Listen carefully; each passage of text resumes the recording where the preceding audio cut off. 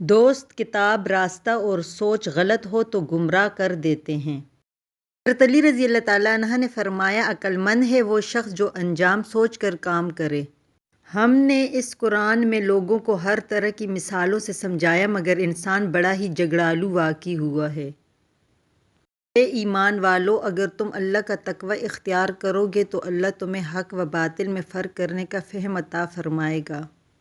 نیز ہم آسمان سے ایک خاص مقدار میں بارش برساتے ہیں، پھر اسے زمین میں ٹھہرا دیتے ہیں اور بے شک ہم اسے غائب کر دینے پر بھی قادر ہیں۔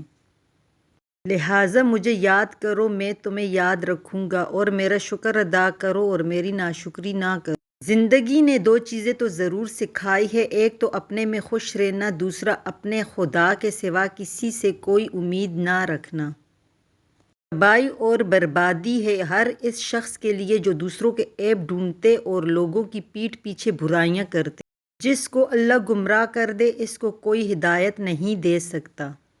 اللہ جسے چاہتا ہے گمراہ کر دیتا ہے اور وہ اپنی طرف آنے کا راستہ اسی کو دکھاتا ہے جو اس کی طرف رجوع کرے۔ یقیناً میرا رب میرے ساتھ ہے، وہ ضرور مجھے راستہ دکھائے گا۔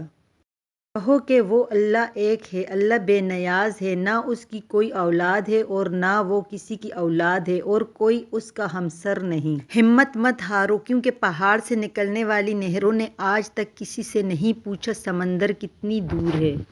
بے شک میرا رب دعاؤں کو سننے والا ہے۔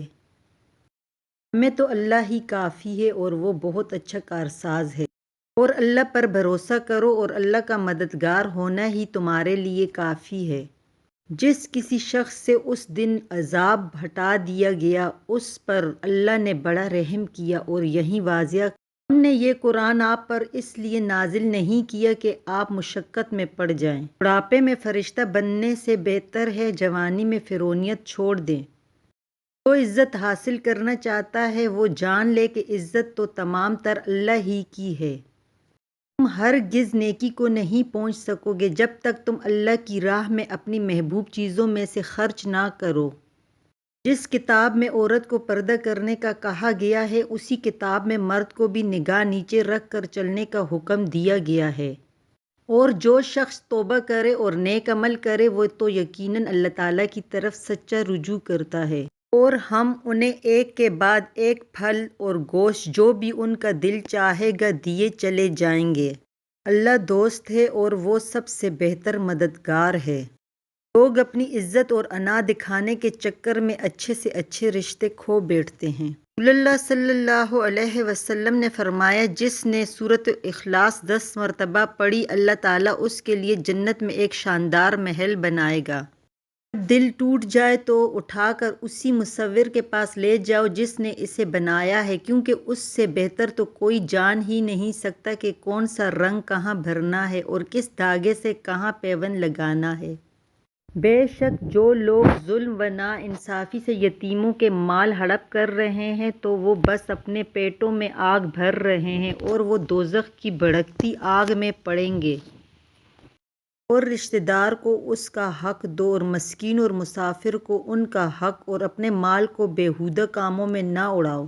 اسی نے تمہارے لیے زمین کو فرش بنایا اور اس میں تمہارے چلنے کو راستے بنائے اور اوپر سے پانی برسایا، پھر اس بارش سے مختلف قسم کی پیداوار نکالی۔ اور جو لوگ شکر گزار ہیں ان کو ہم جلد ہی ان کا اجر عطا کریں گے۔ حضرت علی رضی اللہ تعالیٰ عنہ نے فرمایا، زندگی کے 3 اصول بنا لو، اس سے ضرور معافی مانگو جس سے تم چاہتے ہو، اس سے کبھی مت چھوڑو جو تمہیں چاہتا ہے، اس سے کبھی کچھ نہ چھپاؤ جو تم پر اعتبار کرتا ہے۔ علی رضی اللہ تعالیٰ عنہ نے فرمایا، توبہ کرنے میں تاخیر مت کرو کیونکہ موت اچانک آئے گی۔ جو حق کو چھوڑ کر عزت کا طلبگار ہوتا ہے وہ ذلیل ہو کر رہتا ہے، اور جو حق کے ساتھ دشمنی رکھتا ہے ذلت اس کا ہمیشہ کے لیے مقدر بن جاتی ہے۔ مجھے افسوس اس بات پر ہوتا ہے کہ انسان اشرف المخلوقات ہے پھر بھی انسانوں کے جاگنے سے پہلے پرندے جاگ جاتے ہیں۔ تم گلاب کا پھول بن جاؤ کیونکہ یہ پھول اس کے ہاتھوں میں بھی خوشبو چھوڑ جاتا ہے جو اسے مسل کے پھینک دیتے ہیں۔ حضرت علی رضی اللہ تعالیٰ عنہ نے فرمایا، جب کبھی تمہیں اپنے رزق میں کمی نظر آنے لگے تو کچھ مال اللہ کو دے کر اللہ کے ساتھ تجارت کر لیا کرو۔